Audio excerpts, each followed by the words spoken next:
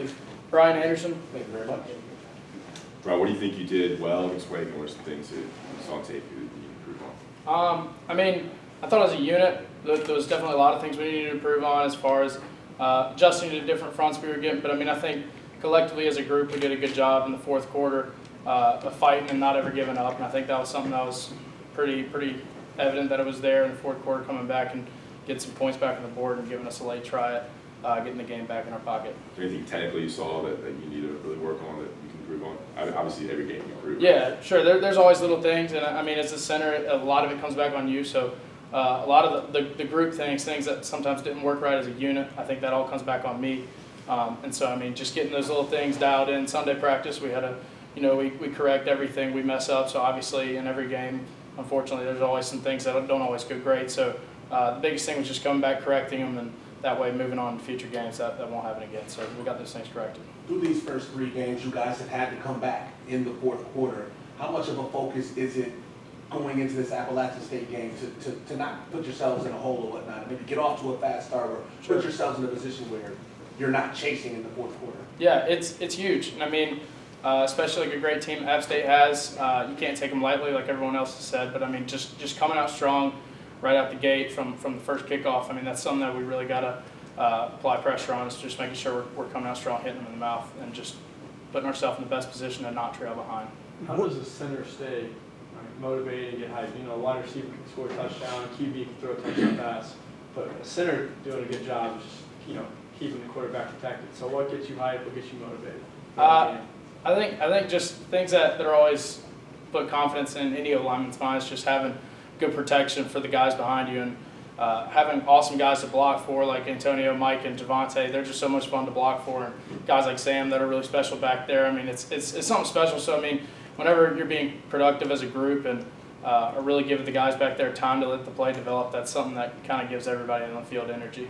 What happened with the I think it was 2 snap infractions that you had, and how do you fix something like that? Sure. I mean, it's just things where it's an undisciplined mistake, and it's sometimes things when things get loud, you can sometimes hear things where they're not there. So that's something I got to do, be better on going into weeks to come. That's something you really just got to dial in. And I mean, just in practice, sitting in there and waiting on the clap and being disciplined. So that's something that definitely got to work on. Also, Coach Longo said yesterday that he needs you guys up front to be more physical. What does that mean to you when a coach says you need to be more physical? I mean, I take it as a challenge. I mean, any offensive line, the biggest thing you can always say about yourself is that you're a physical group.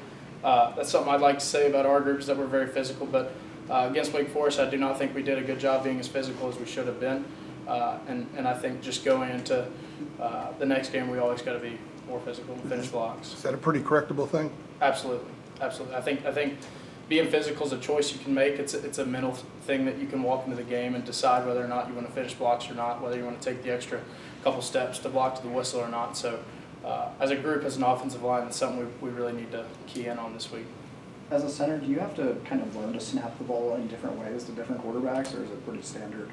It's pretty standard. Anytime you're snapping the shotgun, it's always really one specific place. The only time it may vary is sometimes different quarterbacks may have a different little hit area on an under center snap, but that's something that usually is pretty standard for most quarterbacks, so it's not too different.